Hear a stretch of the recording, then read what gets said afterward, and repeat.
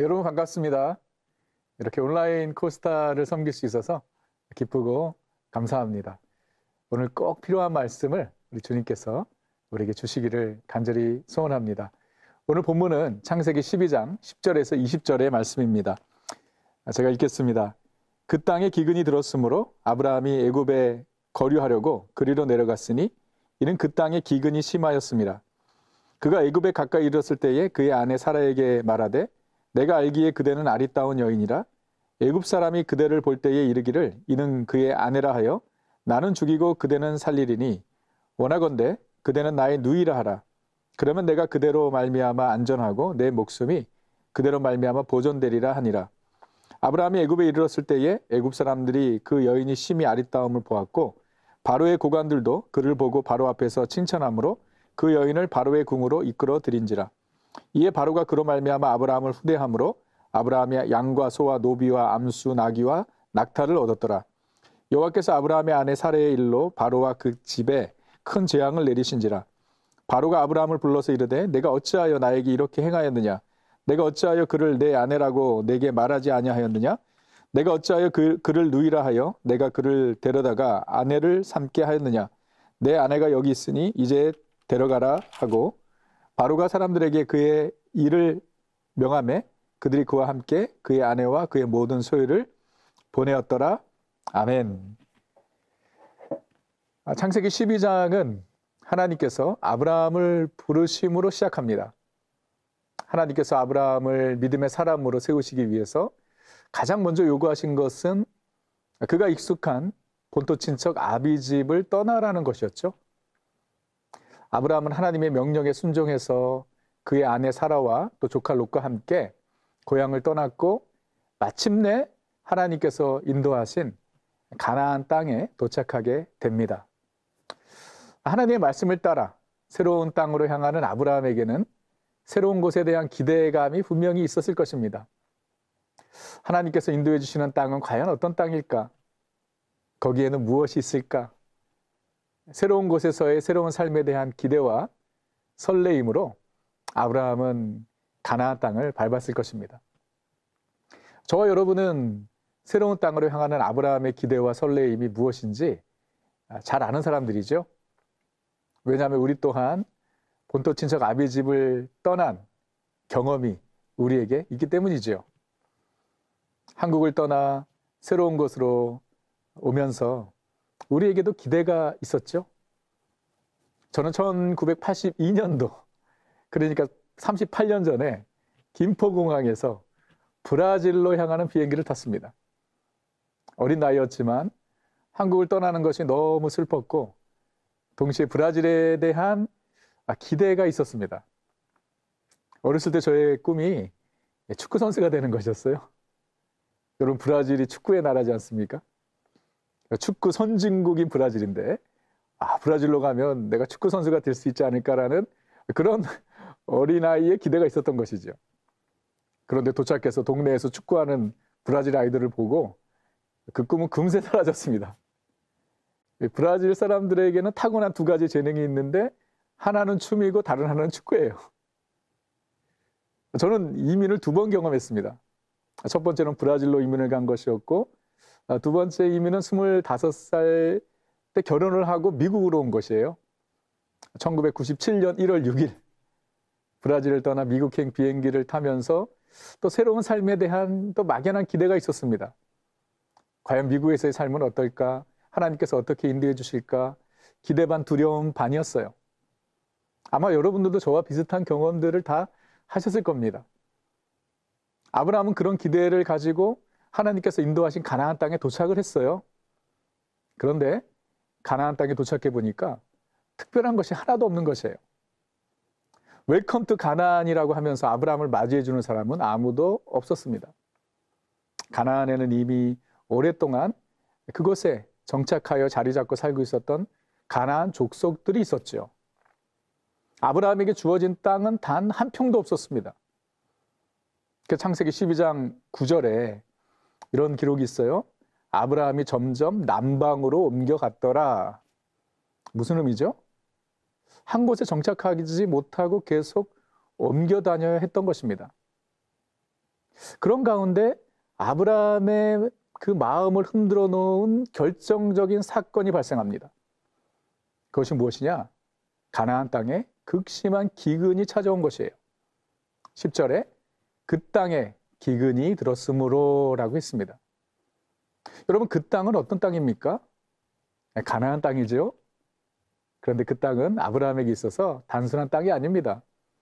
그 땅은 하나님께서 약속해 주신 약속의 땅이었고 하나님의 말씀에 순종하여 찾아온 믿음의 땅이었지 않습니까? 그런데 그 땅에 기근이 든 것입니다. 여러분, 우리는 이 상황을 그냥 넘길 수 없습니다. 우리는 여기서 반드시 질문을 해야 합니다. 무슨 질문이죠? 아니, 왜 그 땅에 기근이 찾아온 것이냐 말입니다. 왜 약속의 땅에 기근이 찾아오냐 말입니다. 왜 말씀에 순종하여 찾아온 땅에 기근이 찾아온 것입니까? 약속의 땅에 기근이 찾아온 것은 분명한 이유가 있다라는 것이죠. 하나님께서 아브라함을 부르신 것은 그를 연단하사 믿음의 조상으로 세우시기 위함이었습니다. 그러므로 아브라함의 삶에 일어나는 모든 일들은 그를 연단하시고 훈련하시려는 하나님의 의도가 있었던 것이죠. 약속의 땅에 기근이 든 이유는 아브라함을 믿음의 사람으로 세우시려는, 또 연단하시려는 아브라함을 향한 하나님의 믿음 키우기 프로젝트의 일환이었던 것입니다. 그런데 아브라함은 이 첫 번째 믿음의 테스트에서 실패하고 맙니다. 아브라함이 왜 실패했는지 그 실패한 이유를 우리가 살펴보면서 우리 인생의 기근을 만날 때 우리가 어떻게 반응해야 하는지 우리가 함께 알아보도록 하겠습니다. 첫 번째 실패의 이유는 그가 너무 쉽게 포기한 것입니다. 포기. 아브라함은 자신의 계획이 아니라 하나님의 말씀을 따라 가나안까지 오게 된 것이지요. 그리고 12장 7절에 보게 되면 하나님께서 아브라함에게 나타나셔서 가나안 땅을 아브라함과 그의 자손에게 주시겠다고 재확인시켜 주셨습니다. 그러니까 아브라함이 잘못 온 것이 아니라 하나님께서 인도하시고 예비하신 곳으로 제대로 온 것이에요. 가나안 땅은 하나님께서 주시겠다고 약속하신 약속의 땅이 분명했습니다. 여러분, 그렇기 때문에 그곳에 기근이 찾아왔다고 해서 쉽게 애굽으로 내려가서는 안 되는 것이었습니다. 하나님께서 약속하신 땅이었으므로 그 땅을 지켜야 했던 것이에요. 버텨야 했던 것입니다. 죽어도 하나님께서 약속하신 땅에서 죽겠다라는 각오가 있어야 했는데 아브라함은 너무 쉽게 애굽을 선택한 것이지요. 이 애굽으로 내려가는 여정 가운데 아브라함은 하나님의 음성을 듣지 않았습니다. 그러니까 하나님의 말씀을 따라간 것이 아니라 자신의 판단과 생각을 따라간 것이었어요. 여러분, 여기에 아브라함의 실패의 원인이 있습니다. 만약 아브라함이 기근을 믿음으로 직면했다면 이렇게 이야기했을 거예요. 아니, 이 땅까지 오게 된 것 하나님의 말씀에 순종해서 온 것이고 이 땅은 분명히 하나님께서 나와 내 자손에게 주시겠다고 약속하신 땅인데 이까지 기근이야. 하나님께서 책임져 주시겠지. 하나님 살아계시니까 한번 버틸 때까지 버텨보자 라고 생각했을 것이에요. 그런데 본문을 보면 아브라함이 그런 고민이나 노력을 했다는 흔적을 볼 수가 없습니다. 기근이 찾아오자 바로 애굽으로 내려간 것입니다. 그는 쉬운 길을 선택했습니다. 여러분, 그런데 쉬운 길은요, 내리막길입니다. 이 아브라함의 실수가 우리에게 아주 중요한 레슨을 줍니다. 약속의 땅에 기근이 찾아올 때 쉽게 포기하지 말아야 한다는 것입니다. 여러분, 우리가 알아야 하는 것은요, 하나님의 말씀에 순종하여 선택한 길에도 어려움이 찾아올 수 있다는 것이에요. 하나님의 뜻에 순종하여 가는 길이라고 해서 모든 것이 평탄한 것이 아니라는 것 여러분 아셔야 합니다. 장애물도 있고 방해도 있고 예상치 못한 문제도 직면할 수 있다는 것이에요. 기대했던 것과는 다를 수 있습니다. 그럴 때 우리는요, 쉬운 길을 선택하고 싶은 유혹을 받을 수 있습니다. 여러분, 그런데 조심해야 합니다. 더욱 신중하게 생각하고 더 깊이 있게 기도하고 더 간절히 하나님의 인도하심을 구해야 하는 것이에요. 어렵다고 힘들다고 쉽게 애굽을 선택하면 안 되는 것입니다. 여러분, 인생의 기근을 만났을 때 우리는 인내해야 합니다. 왜냐하면 인내를 온전히 이룰 때에 야고보서 1장 4절의 말씀이죠. 온전하고 구비하여 조금도 부족함이 없는 성숙한 자가 되기 때문이에요. 인내를 통해 우리는 믿음의 역사를 경험하게 되는 것이고 우리의 믿음의 성장을 얻게 되는 것입니다. 인내를 통해서. 여러분, 우리는 지금 코로나 기근 가운데 있습니다. 한국만이 아니라 미국만이 아니라 정말 전 세계적인 기근이죠. 아니, 이런 기근은 우리 모두가 처음 경험하는 것입니다. 정말 말도 안 되는 일을 겪고 있습니다, 우리가.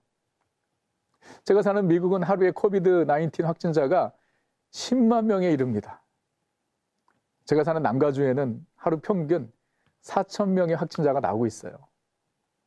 그런데 아직 끝이 보이지 않아요.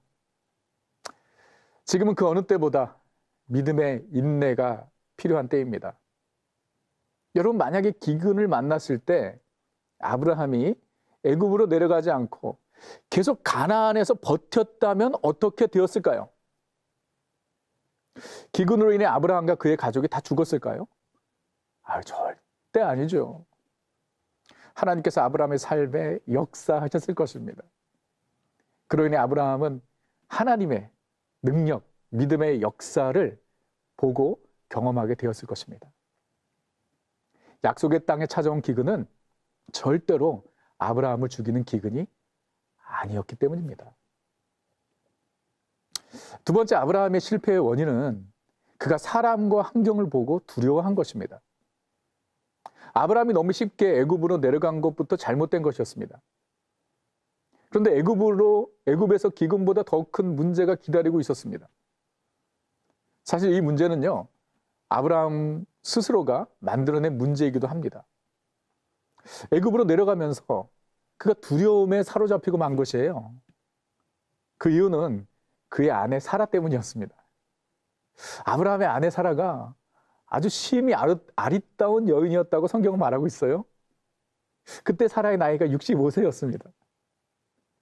애굽으로 내려가던 아브라함이 아내 사라 때문에 자기가 죽을 수도 있다는 두려움과 염려에 사로잡히게 된 것입니다.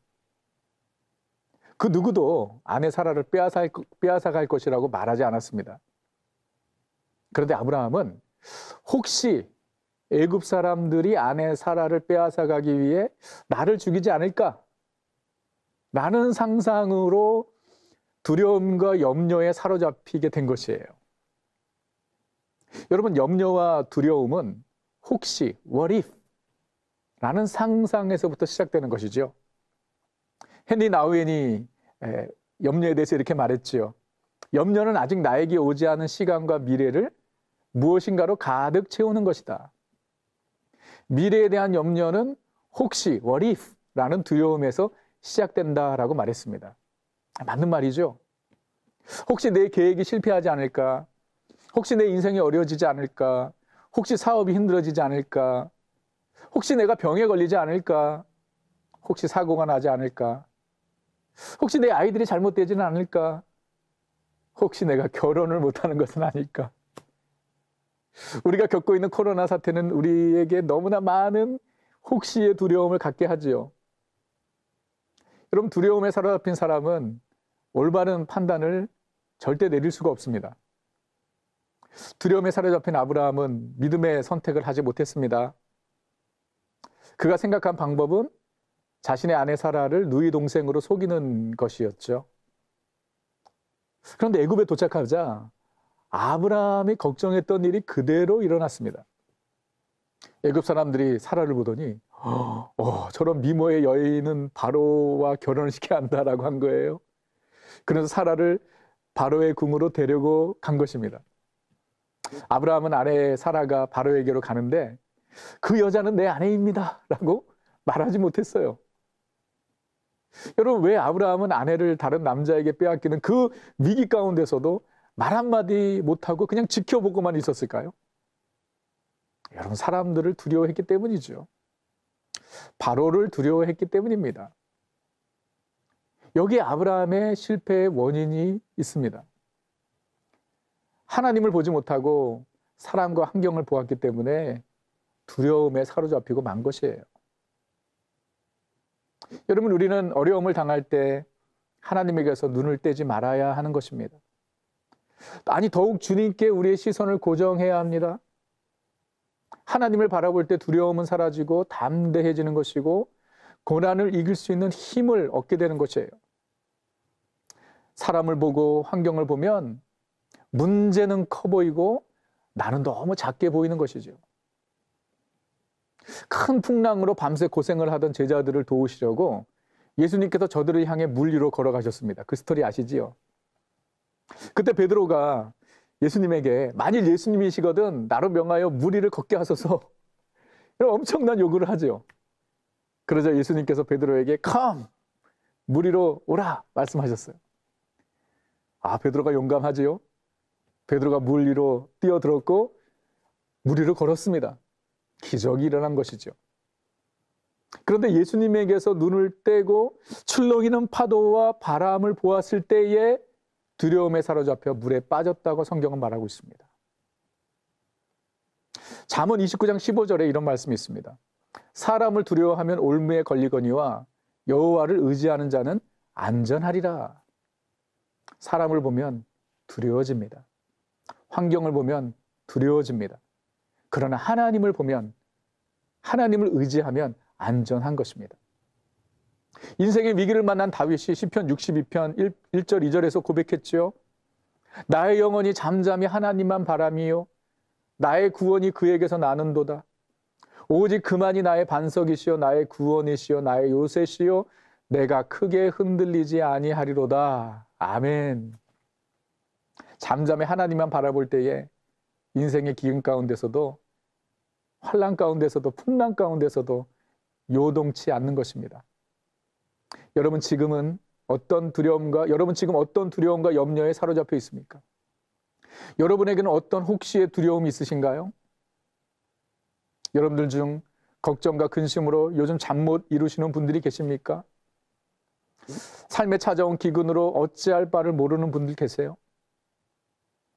사람을 보고 환경을 보고 그리고 내 자신을 볼 때 두려워질 수밖에 없는 것이에요. 여러분 주님을 바라보시기 바랍니다. 더욱 주님께 시선을 고정하시기 바랍니다. 믿음의 주여 온전케 하시는 예수 그리스도를 바라보시기 바랍니다.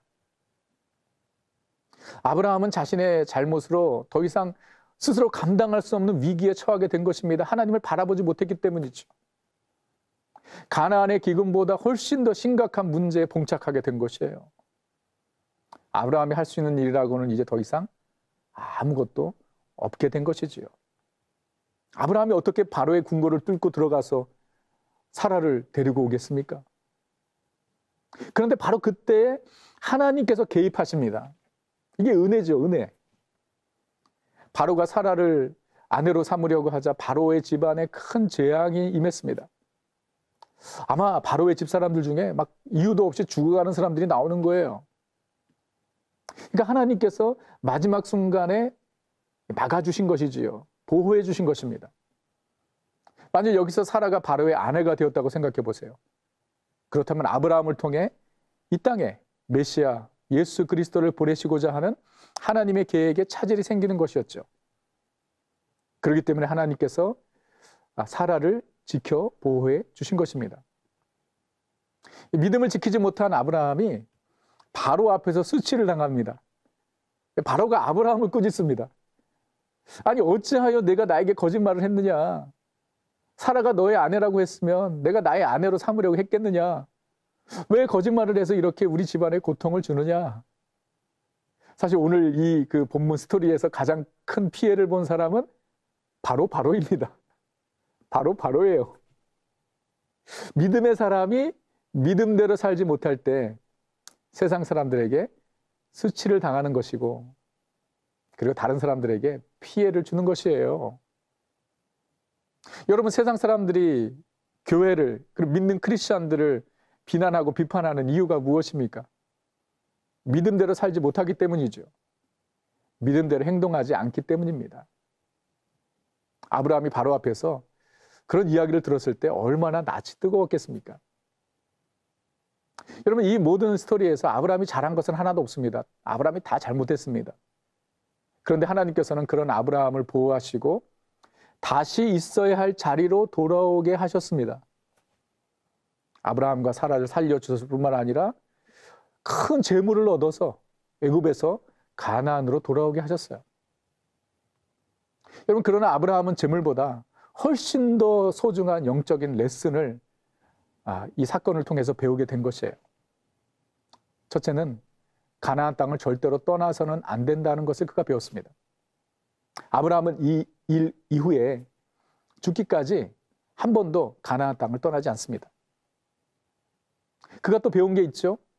오직 하나님의 말씀을 따라 살아야 한다는 것을 배웠습니다. 자신의 판단과 생각이 하나님의 말씀을 앞서서는 안 된다는 것을 아브라함은 배웠을 것입니다.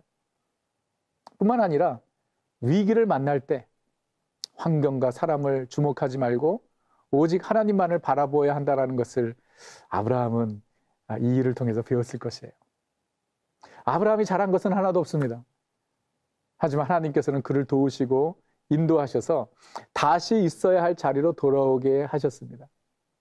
오직 하나님의 은혜인 것이지요. 여러분, 우리의 삶 가운데 때론 믿음이 기근을 만날 때가 있어요. 하나님의 말씀에 순종하여 가는 길인데 어려움이 있는 것이에요. 환란이 있는 것입니다. 여러분, 하지만 우리가 알아야 하는 것은 약속의 땅에서 만나는 기근은 우리를 죽이는 기근이 아니라는 것입니다. 기근은 우리를 믿음의 사람으로 세우는 하나님의 방법입니다. 그렇기 때문에 기근을 만났을 때에 우리는 인내해야 합니다. 인생의 기근이 찾아올 때 더 깊은 기도의 자리로 나아가야 하고 주님의 세미한 음성을 들어야 할 때입니다. 그럴 때 기근을 통해 우리를 더욱 아름답고 강인한 믿음의 사람이 되게 하시는 하나님의 손길을 경험하게 될 것입니다. 그리고 인생의 기근을 만날 때 환경과 사람을 보고 두려워하기보다 우리의 힘과 능력이 되시며 반석과 피난처가 되시는 여호와 하나님을 바라보아야 합니다. 그럴 때 우리는 기근 가운데서도 요동하지 않을 것입니다. 하나님을 신뢰해야 합니다. 나와 함께 하시고 나를 붙잡아 주시는 하나님의 손길을 더욱 의지해야 합니다. 하나님께서 함께 하시기 때문에 기근은 반드시 지나갈 것입니다. 이 코로나 사태는 반드시 끝이 올 것입니다. 그리고 이 기근 뒤에는 은혜의 소낙비가 기다리고 있습니다. 여러분, 그러므로 기근 가운데서도 믿음을 지키시기 바랍니다. 믿음을 지킬 뿐 아니라 오직 주님으로 인해 기뻐하시기 바랍니다. 하박국 3장 17절 19절에 이 하박국 선지자의 고백을 우리의 고백으로 삼기를 원합니다. 비록 무화과 나무가 무성치 못하며 포도나무가 열매가 없으며 감람나무에 소출이 없으며 밭에 식물이 없으며 우리의 양이 없으며 외양간에 소가 없을지라도 나는 여호와로 인하여 즐거워하며 나의 구원의 하나님으로 인하여 기뻐하리로다. 정말 아무것도 없는 기근이지요. 그러나 오직 여호와 하나님으로 인해 그 가운데서도 기뻐하고 즐거워한다고 고백하고 있는 것입니다. 이 고백이 저와 여러분의 고백이 되기를 간절히 소원합니다. 여러분, 이 기근을 믿음으로 승리하시는 여러분 되시기를 주님의 이름으로 축원합니다. 이 시간에 우리 잠시 기도하겠습니다. 여러분, 약속의 땅에도 기근이 찾아옵니다. 믿음으로 사는 사람들의 삶에도 인생의 기근이 찾아옵니다. 그러나 그 기근은 절대로 우리를 죽이는 기근이 아닙니다. 우리를 더욱 아름다운 믿음의 사람으로 세우시려는 하나님의 믿음 키우기 프로젝트인 것입니다. 여러분, 그러므로 믿음이 기근을 만날 때 우리는 인내해야 합니다. 여러분, 쉽게 포기하지 마십시오. 버티십시오. 인내를 온전히 이룰 때에 우리가 온전하고 구비하여 조금도 부족함이 없는 성숙한 자들이 되기 때문입니다. 여러분, 그리고 기근을 만날 때 환경과 사람을 보고 두려워하지 마시고 우리 주님께로 시선을 고정하시기 바랍니다. 주님을 바라볼 때 문제는 작게 보이고 하나님은 크게 보이는 것입니다. 반면 우리가 사랑과 환경과 내 자신의 연약함을 바라볼 때 나는 자꾸 초라하게 보이고 문제는 너무나도 크게 보이는 것입니다. 오직 주님만을 바라봄으로 이 기근을 승리하시는 여러분 되기를 간절히 소원합니다. 그리고 이 기근 가운데 오직 주님으로 기뻐하시는 우리 모두가 되기를 간절히 소원합니다. 사랑의 주님, 감사합니다. 힘든 상황 가운데서도 하나님의 은혜를 사모하여 말씀 앞에 나오게 하시니 감사합니다. 우리의 삶 가운데 때로는 기근을 만나지만 주님, 그 기근이 우리를 죽이는 기근이 아니라 우리를 세우는 기근임을 믿게 하여 주옵소서. 더욱 아름다운 믿음의 사람으로, 더욱 강인한 믿음의 사람으로 우리를 연단하시는 하나님의 믿음 키우기 프로젝트의 일환임을 알게 하여 주옵소서. 그 믿음을 가지고 인내하게 하여 주옵시고, 그 믿음을 가지고 오직 주님만을 바라보는, 우리의 시선을 주님께로 고정하는 하나님의 사람들 될 수 있도록 주님 우리를 주장하여 주옵소서. 하나님, 온라인 코스타에 큰 은혜 주시고 사모하여 주님 앞에 나오는 자들에게 필요한 은혜와 힘과 능력을 공급하여 주옵소서. 감사와 찬양을 주께 올려드리며 우리의 삶을 주님께 드리오며 우리 구주 예수 그리스도의 이름으로 기도합니다. 아멘.